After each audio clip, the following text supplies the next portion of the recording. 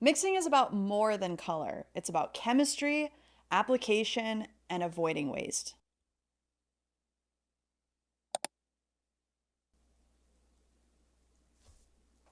Hey guys, Liz here from Attain Cosmetics, and I am so excited to continue our mixing series.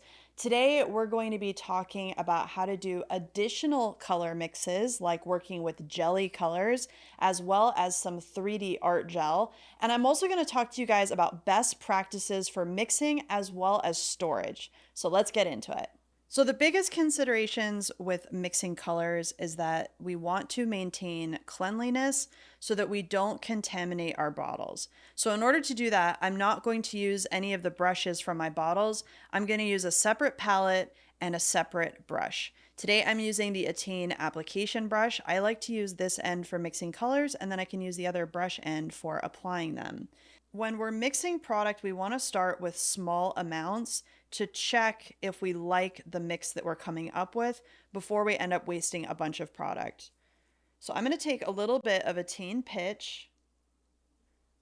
Usually one little smear or drop is going to be pretty consistent across the board, especially with depending on how much product you're using, but this is the amount of product that I start with.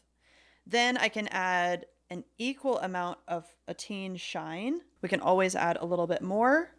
And I'm going to use this bottom end of my Attain application brush to mix the two together.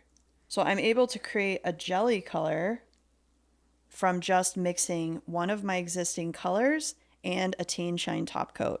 Now to check if I really like this, the way it's going to go on a nail, I can use a swatch stick. I actually think this is great because in 2 coats I can make it a little bit more smoky, but with just equal amounts of shine top coat and pitch, I've created a really, really nice jelly black color. So without having to buy an additional jelly color, I can make my own jelly colors, which is really cool. Okay, so if I like what I'm coming up with, I always keep a little bit of scratch paper next to me. So I'm gonna write down jelly black. That way I can fill out my recipe card later. And I did 1 part pitch plus 1 part shine. So this is something that you can document as you go along. Let's say you don't like this. Let's say you end up adding a little bit more black. You can always cross this out and put 2. And what I mean by parts is that if we are doing 1 dollop of pitch and 1 dollop of shine, we have 1 and 1. If I'm using 2 dollops of pitch and 1 dollop of shine, I have 2 to 1. So depending on how many little dollops or dots or beads that you're using, you can come up with 2 parts, 1 parts, and that way you know that it's equal amounts, but just the quantity of that amount goes up. Then you can cure this on a swatch stick and label it so that you have your jelly black recipe as well as a swatch to go along with it. Now, this is obviously only enough for probably 1 to maybe 2 or 3 swatches.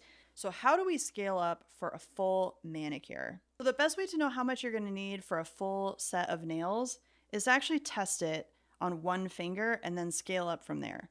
I like to start with my thumbs because they're obviously my biggest finger on my hands, and it'll give me a good idea for how much product I'm going to need for all 10 fingers.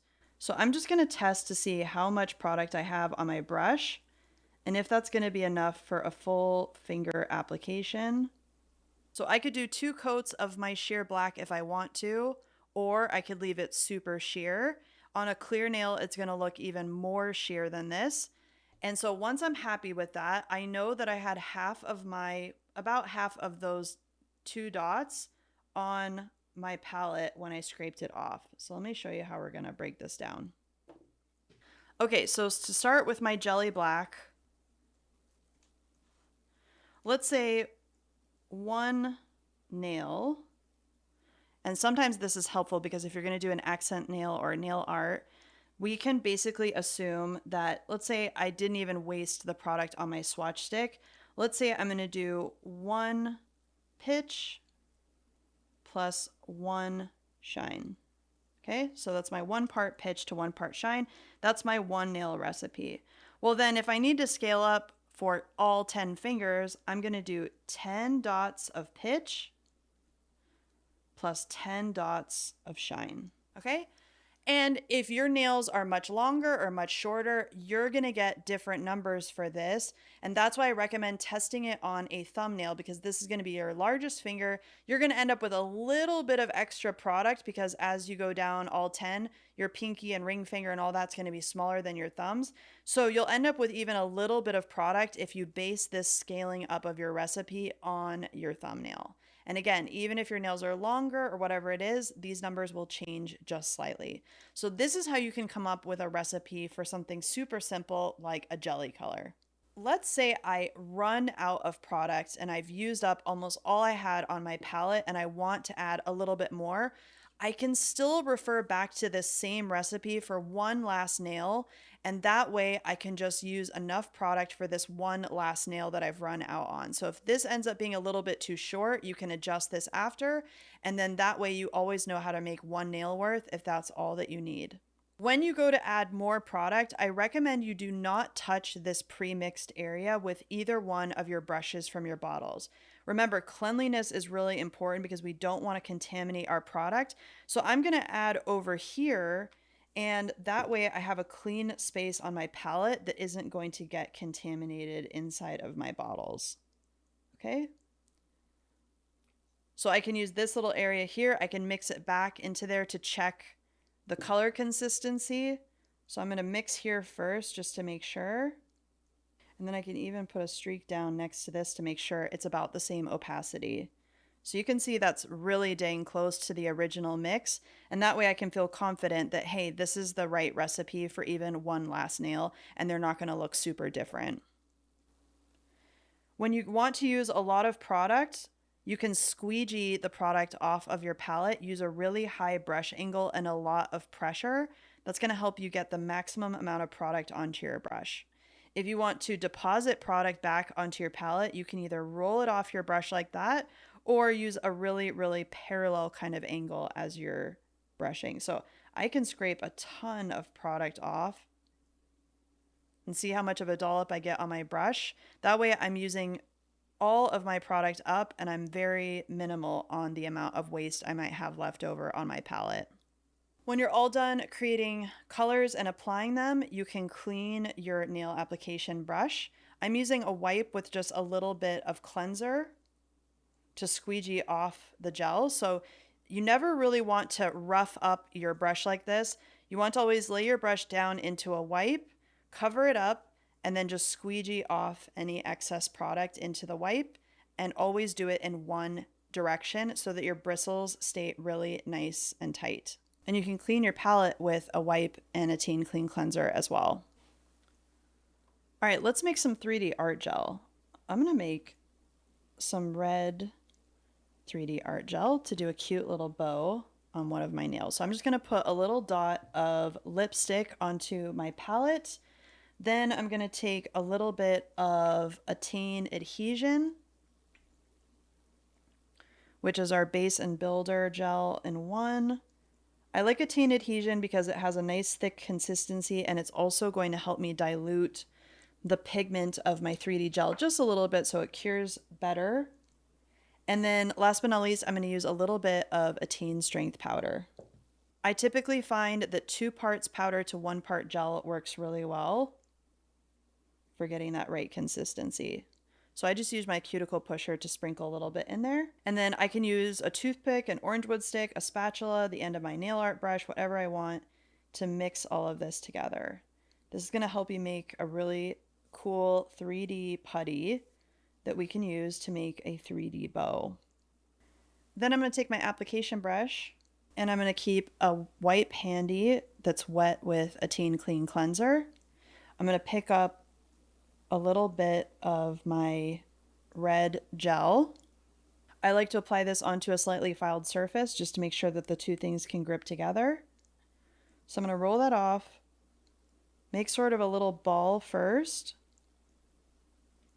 like so, and then you can use the edge of your bristles to stab it into a C, kind of like a little mini Pac-Man.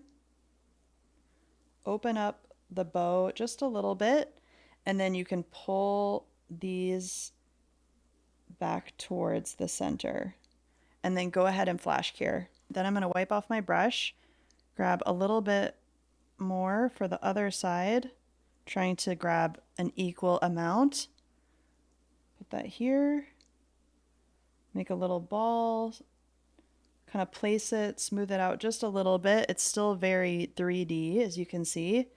Then go ahead and stab the center to make sort of a Pac-Man / C type of shape.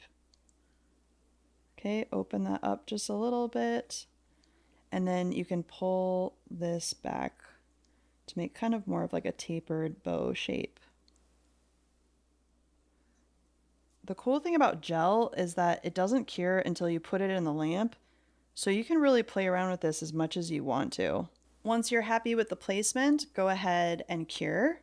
Okay, and then for the center of my bow, I'm gonna grab just a little small ball. So I'm gonna kind of carve that out of this.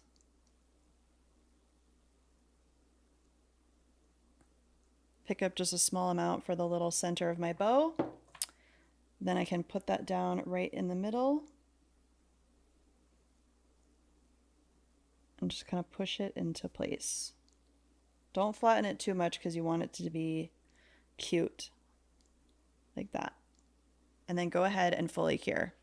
Then once everything's cured, I'm gonna go in with a little bit of Attain Shine Top Coat. I like to start by applying product around the bow first, or whatever the 3D art is, instead of just going right over the top. And then you can apply a little bit of top coat over the top of the bow to make it nice and glossy. And if you have too much excess where it's ruining the 3D aspect of your bow, you can take your clean application brush and just scoop out any excess and wipe it off onto your little wipe here.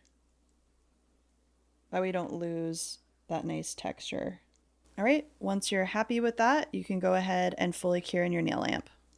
Cleanup is super easy. All you're gonna do is take a wipe with Attain Clean Cleanser and you can literally swipe all of this off of your palette, or you can swipe it all off of our silicone mats if you have one of those. And then you're ready to use your glass palette again. So now you know how to make jelly colors and 3D art gel.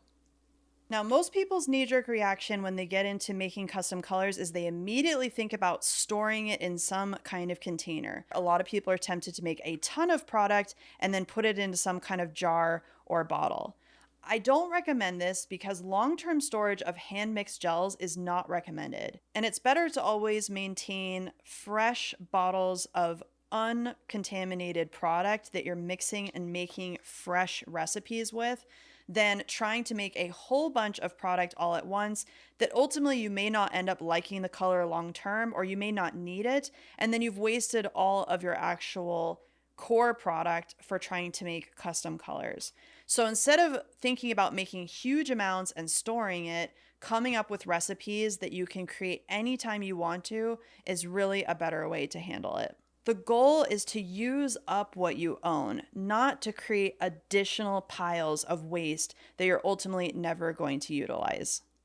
All right, to recap, here are my top best practices for mixing gels. First and foremost is the importance of cleanliness and preventing cross-contamination. So we always want to use a clean area on our palette or our mat to mix. We never want to touch the brushes in our bottles to each other or to already mixed colors. We want to keep those as pure as humanly possible. Always use small amounts when getting started with creating a color. You only need a dot or two to experiment with how the shade, tint, or tone is going to develop. And I also love to use swatch sticks to verify how that's going to look on either a clear nail or an opaque nail. So you can use natural colored tips or clear tips to get a feel for how that's going to go on, or like I showed you, practice over your own nail to see how it's going to look. Once you're happy with the actual mixture, write down how many parts made up that recipe. I like to always start with a 1 nail recipe and then scale up to all 10 fingers or all 10 fingers and all 10 toes. And last but not least, remember that making a whole bunch of product and trying to store it really is not recommended. I ultimately like to teach people how to mix enough for 1 manicure at a time. That way you keep all of your product as pure as possible and you avoid issues like separation or destabilization with trying to store product over time. All right, guys, that's it for today. Next, in part 3 of this amazing mixing series, I'm going to teach you how to document these recipes that you're coming up with so that you can recreate them in the future anytime you want, time and time again, without any guesswork or potential waste. See you next time. Bye.